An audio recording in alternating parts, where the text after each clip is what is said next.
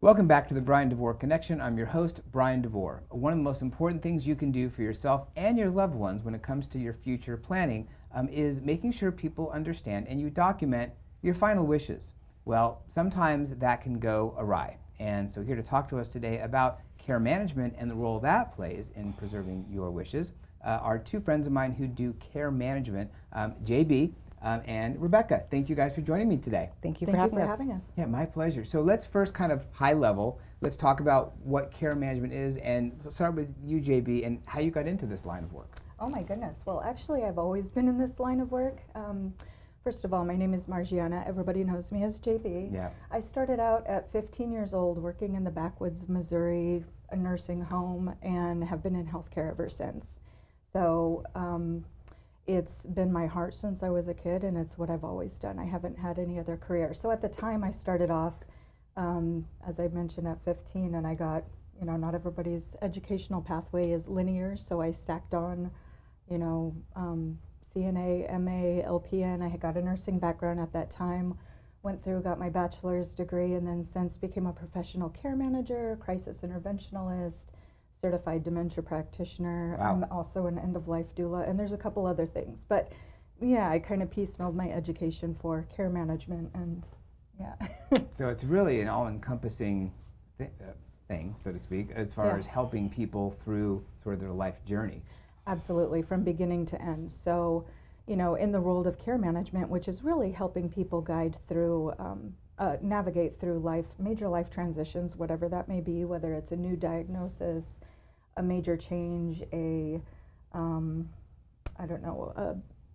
grieving, death, loss. That whole process, Yeah, the human process. Right, and they may need some extra help, so that's kind of where we step in and guide them through that. So having the educational background to speak to, whatever type of emergency, whatever type of healthcare situation, or if they're moving and need to buy and sell houses, or whatever the case may be, we have the resources also to pull from that and help them with that. Right, great. Rebecca, I've known you for several years. Yes, and we have. You're sort of, what do you call her? The OG. The OG, exactly. Rebecca walked so the rest of us care managers this day and age Right, can run. exactly. So she's kind she of laid the groundwork. She's I the don't know that standard. I can take that much credit. So now that we thank set you. the stage, Rebecca, Wow. who are you and why are you here?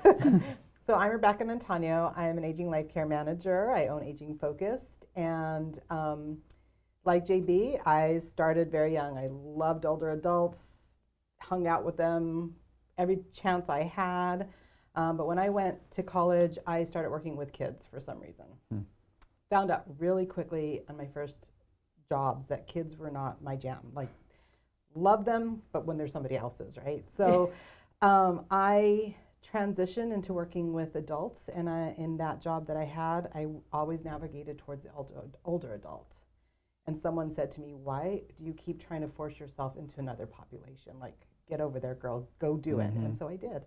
My background is I have a PhD in human services and gerontology. JB is a nice counterpart to my background. I come more from the psychosocial perspective, where she comes more from the medical, but that doesn't mean that we can't do either one. So when we're working with clients, we're addressing those healthcare issues, those new diagnoses, helping the families get from A to Z through that, right? So from the onset of a diagnosis all the way through that health process to the end of life.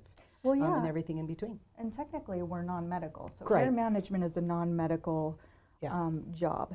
But having the skills, the background, and the experience with medical helps a lot, so that we can look at things like, clients' medication to see if there's contraindications, or if a client has a new diagnosis and we see, oh, why haven't they been to the neurologist yet? That would really help them get to the next step. So, we're the investigators, right? Yeah. So we're going in and we're looking at what's happening with that client and investigating, what could change, what could make their life better. Our whole focus is on quality of life and patient-centered care. Yeah. And that means the client is at the center, we're advocating around them, and we're helping build up their support system and their family so that everything can go smoothly for them. So we're avoiding those crises, we're navigating, we're advocating, we're investigating, we're like, we're in there. Yeah, we do a lot. Yeah. It's interesting. I've had several people tell me that we're like the Ray Donovan of healthcare. No, I've seen the show Ray Donovan once, but I guess like troubleshooting Well, healthcare and challenges is the whole. Yeah, I always kind of compare also care management sort of like at the quarterback of the team, kind of assessing where people are, what the roles are, what the defense is doing, and then directing people to put them where you need to be to I be wish I successful. knew basketball. I don't know. Just kidding. So that's a good segue, actually, Rebecca. You were Yeah. talking about clients' wishes. Let's talk about clients' wishes and the role that capacity has on that. Yeah, actually, capacity is a topic that has been coming up in my career now more than ever. I mean, obviously, it's always important. The most important gift you can give somebody is the power of autonomy and the power to make their decisions, even if it's at the end of life. So whether that client or person has a voice now, so whether they're able to review their wishes now or relay their wishes now, or whether they put it in documents before, you know, as in the role of care management, it's our job to preserve their wishes and advocate for what their wishes are, but also to help navigate them through what their end goals have been. A lot of times we come into situations where there's family members that, you know, may not be educated in healthcare, may not understand what the role of power of attorney is, and they think they have an obligation to, you know, if mom's not 100%, she needs to go in a nursing home, because logically and historically, that's typically what happened. This day and age, there's a lot of avenues to support clients, and especially if that client wants to stay at home or if their wishes, you know, whatever their wishes may be, our goal and our objective is to help that client maintain their wishes and preserve their advance directives. Yeah. But I mean, part of that is just making sure they have the advance directive, right? Right. Yeah. And that, you know, that's one of the first things that we do is, who is your power of attorney? What does your advance directive say? I've seen advance directives that are extremely vague and others that are very detailed. And one of the things that we do as care managers is help the people that have the vague ones or don't have one at all, or really maybe even marked something they don't understand. What does that mean? Like, we want to make sure we know so that when the time comes to make important decisions about their future, we have an idea of what it is that person wanted, and we can help navigate the family or the power of attorney to making those decisions. And I've often said to powers of attorney, knowing your loved one or knowing the person you're representing, if they were sitting right here today, what would they tell you? Yeah, that's powerful. And that is how you navigate some of those, especially when they're not real detailed in their descriptions. But there's a lot of tools that we use to help people get there. Not everybody wants to talk about end of life. They're not like us having conversations over it, over coffee or whatever. Still a taboo subject. It's a taboo subject. It really is. And people want to put their head in the sand because if they don't talk about it, it won't happen. Right. Exactly. Right. But, you know, there's ways we drop in the questions, right? And we drop in the information as we're getting to know people and really get them to understand that now, when they have capacity, when they're able to make those decisions, that's the time to get it on paper. Right. And I think certainly giving them an objective and safe space to provide that information as well, because I'm sure you experience this when clients are with family members. The family members, oh, we don't want mom to even talk about this subject, or I don't want to talk about it, or I don't want her They to. have their own baggage they're dealing with. Yeah, and so that conversation is less likely to happen in that, you know, environment. But if we take them out of that and it's just one-on-one and we can be more candid, we find them a lot more forthcoming. And you can be that third-party advocate. Oh, absolutely. And take the pressure sometimes off of those kids, especially if there's multiple kids and they want different things. And there's a lot of family mediation that goes on. Exactly. I had a client that I'd had for 10 years who passed away yesterday.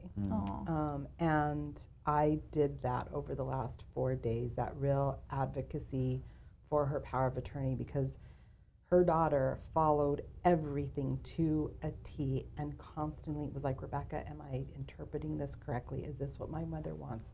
This is what I want to do. I want to honor her. And she did an amazing job at doing that.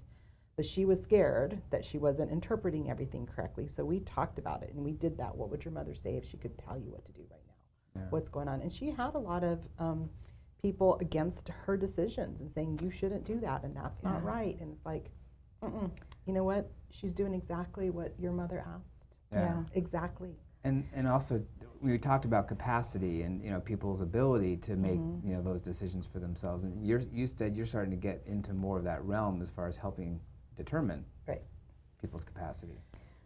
So we can't say someone has capacity or doesn't have capacity. That's not our role, but our role is to bring the information to the physicians What that you're would be seeing. making those decisions. So Yeah. we're bringing the data. We're kind of, again, like we're investigating, right? We're doing all that other stuff. We're also gathering the data, right? Do they know that the difference between the microwave and the refrigerator? Do they know what day it is? Do they know who the people in their life are? Are they, falling for every scam? Not that means you don't have capacity, because there's been very Lots of people who fall for those anyway. Yeah, exactly. But just what is happening in their world that is questioning their capacity. That is making anyone, Right. yeah. So we do our care plan assessment or our care assessments for the client, and with that we pull information from all the doctors, and then we kind of put that as a package to the specialist, who then deem if the client has capacity. And then, capacity isn't linear. A client may have a diagnosis such as dementia, and they may forget where they put their shoes, but they know exactly, what's in their will and trust, who their kids are, and what their wishes are. And so, it's not a black and white matter. And so making sure we have all those details and we pull all that information together so that the right specialist can have the right information to deem, how that looks. Right. And capacity is a big It's subject fluid, in yeah. California right now. It really thanks to is. Britney Spears, I think. Right. Well, Conservatorships. and that brings up the point, sort of, when we talked the other day about sort of what's the call to action, Yeah. that we want to, impress upon people. Yeah. Pick the right POA. Pick the Oh right my person. gosh, Pick yeah.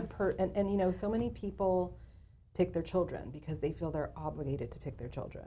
They're my child. They have to be the one to make. That's not always the case. No. And sometimes that's not the right person at all to pick. Like, you have to select the person who is going to honor your wishes. And what we see a lot of is clients choosing a child, and then when the rubber meets the road, realizing, oh my gosh, this was not a good choice, and trying to back out of that Right. is a lot more difficult than. Yeah, or the worst one is they pick all 3 kids. Right. Equally, right? You all gonna make Equally, decisions and so for we're me. all like, at the Good luck, doctor's decide. Yeah, exactly. Yeah. And they're not agreeing. And I mean, if there's 3, sometimes it's 2 win out over 1. But if you have 2, or there's a lot of conflict there, it makes it so much more difficult. And that's our job, is to help Yeah. kind of manage the expectations and go through that. I mean, tell me you don't have days where you feel like Wonder Woman, where you're wearing those Yeah, bracelets right. and Right. you're just Deflecting like, everything off. yeah. Yeah, that's very That's most true. cases. No, Yeah. Is it? Yeah, No, every day. No. We do get those days. For Yeah. sure. Oh, I'm sure. So more information, there is information on the screen right now as far as how you can reach both Rebecca and JB, their contact information, all the alphabet soup at the end of their names, which really just shows how credentialed they are in helping you and your loved ones. If you're listening to this on a podcast, you obviously can't see it, but it's in the caption. Thank you both for coming today and sharing your wisdom, your background, and just helping illuminate for people some of the things they really need to be thinking about as they're aging in life. Thank you so much for having us. Yeah. This was great. Yeah, my pleasure. Always fun to hang out with you. Absolutely. Good topics.